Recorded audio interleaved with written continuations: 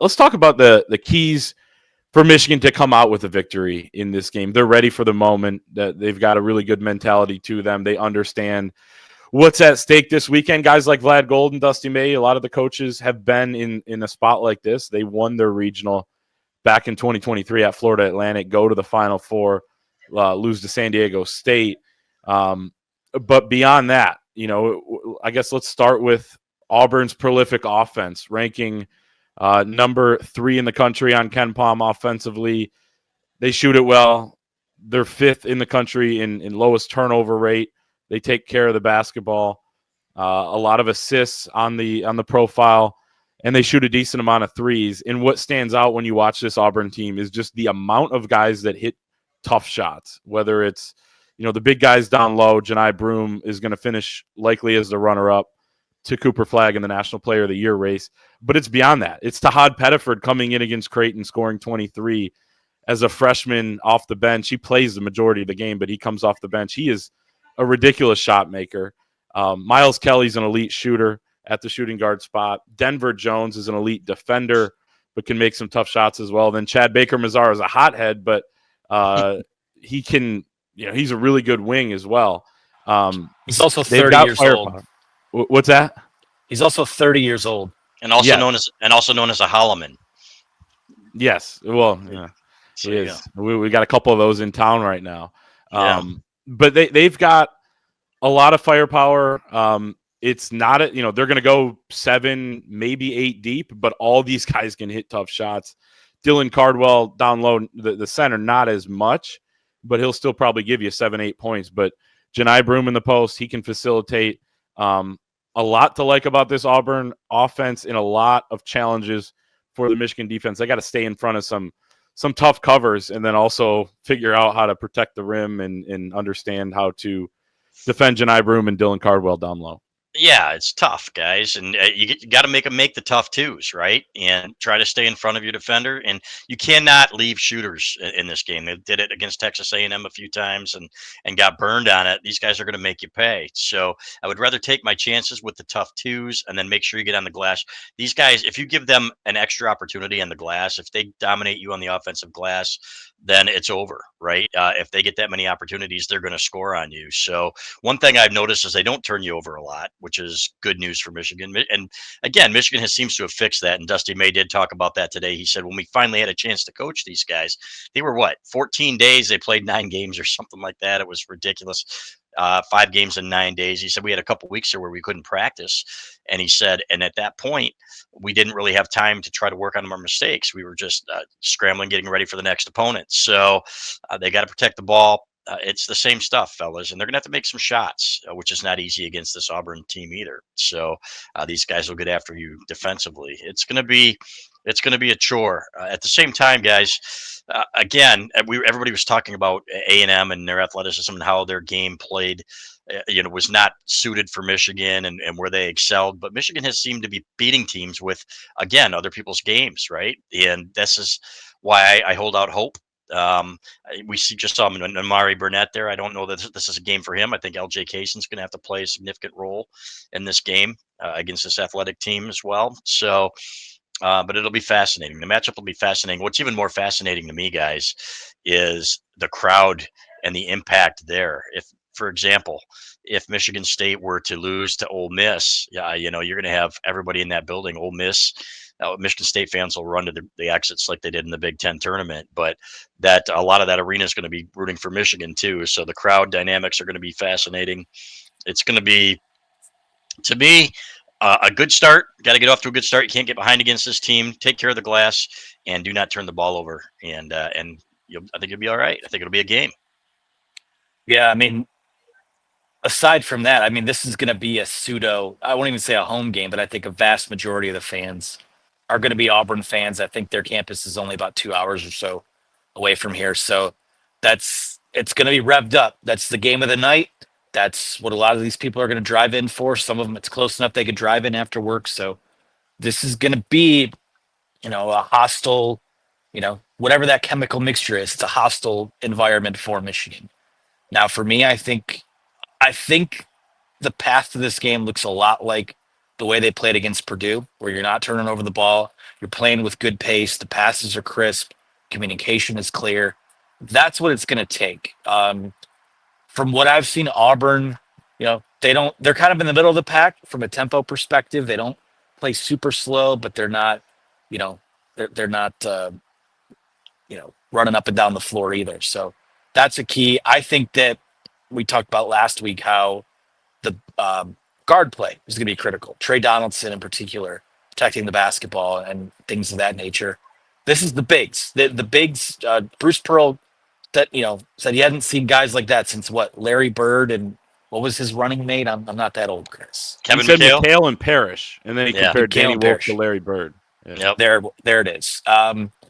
Those guys are going to be huge, especially Wolf, who's going to get the broom assignment, I think, for the majority of this game. So they're going to throw him, the better athlete, at him. Those guys have to play extremely well. And I think there's a path to that. From there, we'll see what happens. You're going to need, again, I see a similarity to the Purdue game in terms of it being all hands on deck. Every guy that touches the floor in that game has a sequence, makes a play, is a net positive. I think that's the type of effort it's going to take. And we know that that's in there. So this isn't a Cinderella story. This isn't a David versus Goliath. This is, hey, can you find a way to play your best basketball against, one of the 4 best teams in the country? Simple as that to me. Yeah, and it will be interesting. So Auburn will start with Janai Broome at the 4, Dylan Cardwell at the 5, but then Cardwell only plays half the game. They bring in Chaney Johnson, who's a 6'7" forward at the 4 spot. You move Broome over to the 5. When the 2 bigs are in, I think you continue to do what you normally do and switch 1 through 4, but that poses some challenges because they're unique like Michigan. Like a lot of teams all year didn't see 2 bigs that tall when they played Michigan. Same thing goes for Auburn. Talking to Justin Hawkinson of Auburn Live, he said that this is the first time he could remember that Bruce Pearl ever played 2 centers on the floor together.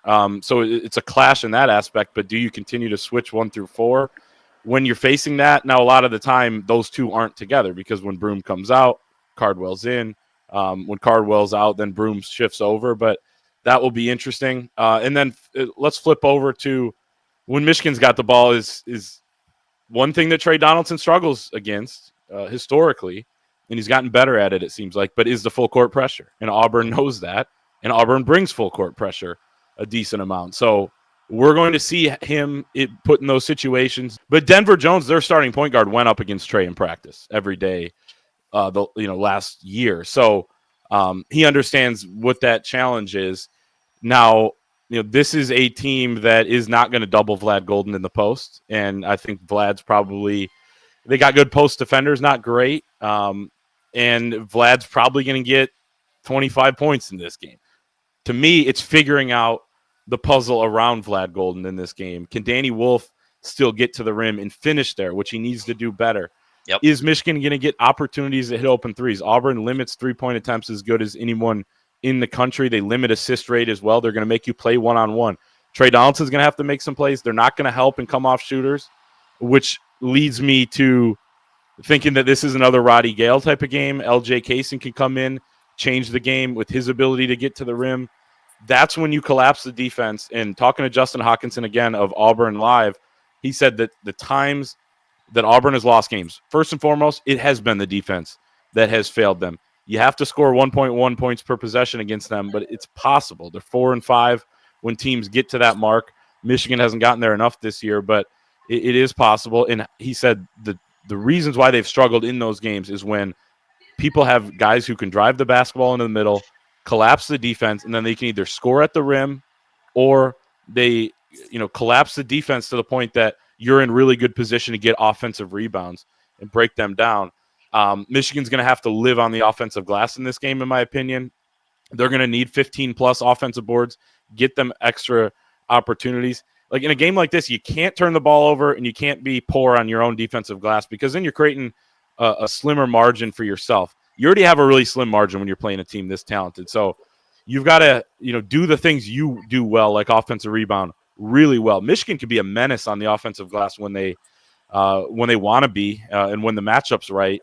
This is one when I think you can do that and have to do that if you're going to play efficient offense against a team that is really good at first shot defense. Yeah, which is basically what I said previously, and at the same time, got to make the bunnies too, guys. You can't be, what were they, 4 of 12 on layups or something like that, or 4 of 10 in the first half against Texas A&M. You've got to make the most of your opportunities because you aren't going to get the opportunities that you did against Texas A&M against this Auburn team. So I do like the coaching matchup. I know Bruce Pearl, he's got a lot of elite talent.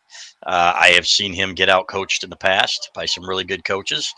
And I like Dusty May to have his team ready and to understand where they can get some points. So I think it's very clear at this point, fellas, that Dusty May is a great postseason coach based on what he did at FAU and what he's done so far at Michigan, regardless of what happens on Friday night. So, and that's not an accident. That is a guy that puts everything into his scouting reports on other teams and understanding where he can find some points. So it'll be fascinating. The chess match that you talked about with the substitutions.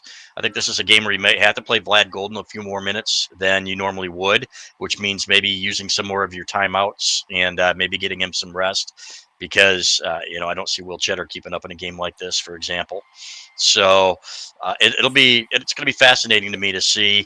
But man, 2 great games tomorrow night. A lot of Sparties, by the way, in the building today. Spartan reporters there. It was weird. It was weird being in the same room with them and hearing Tom Izzo talking behind us. So, but that atmosphere is going to be crazy. And we can't escape these guys. You can't escape them, but it's a great city and it's a lot of fun down here when we get to see some of those colleagues that we don't see for a long time. Yeah, and just to kind of wrap on keys to the game and things like that. Obviously, I think foul trouble is going to be huge, especially with the bigs. The auto Will Cheddar comes in, immediately fouls when he has his hands straight up. That can't happen. You need these guys to stay in the fight because, again, I know that Auburn only plays about 8 guys. Michigan's got an 8-man rotation, but they just need the best they can get out of everyone, and that doesn't mean everyone's going to play a perfect game, but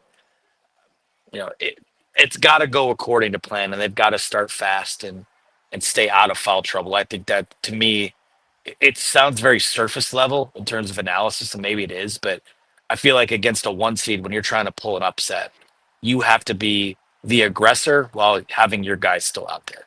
Mm-hmm. And you might need a break yourself. Like in one of the keys for Auburn's probably to keep Cardwell out of foul trouble. Here's a sequence of games for him with fouls because he struggled with that all year long. 4-3-5-0, 4-4-4, 3-3-3, 1-3-2, a little bit better recently.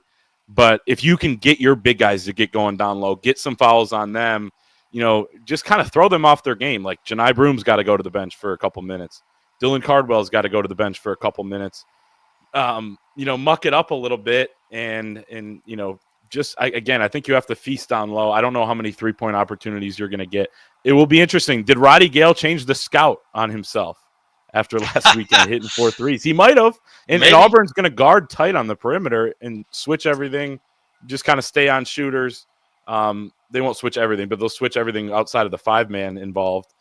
Did him and Reuben Jones get a little bit of room, and then did they make him pay? I don't know. I don't know how that's going to work out, but it's going to be fascinating. And I agree with you, Chris, that the coaching matchup when you have Dusty May in a tournament setting like this against Bruce Pearl, I'd say advantage Michigan, but a lot of, talent-wise, probably Bruce Pearl's been there for 10 years or whatever it is, so he's got a program built up a little bit more. But at the same time, Michigan's here, and Bruce Pearl said it himself. Michigan is as good as anybody in this field that's remaining.